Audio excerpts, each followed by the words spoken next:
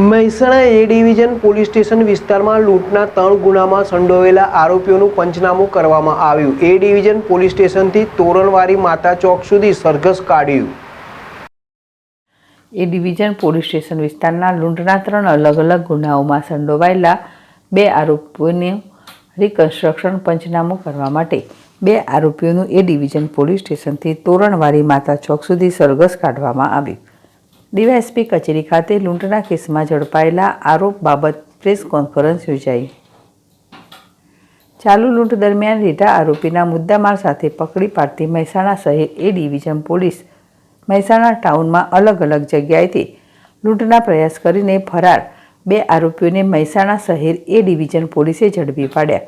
મહેસાણા કાસબા વાઘરીવાસ બહુચર માતાજીના મંદિર પાસે તથા જન્નત ગ્રીન સોસાયટી પાછળ ફોકસ ગામ તરફ જતા રોડ ઉપર ચકલાઓને દાણા નાખતા હતા તે વખતે આરોપી 1 મહેબૂબ ઉર્ફે રજ્જુ આરોપભાઈ સિંધે તથા બીજા નંબરે સુલતાન ઓરખે ડેરી હસનભાઈ સિંધે બંને રહે મહેસાણા ડભેર ગંગા રાધનપુર 4 રસ્તા પાસે તાલુકો જિલ્લો મહેસાણા વાળાને મહેસાણા શહેર એ ડિવિઝન પોલીસે ઝડપી પાડ્યા।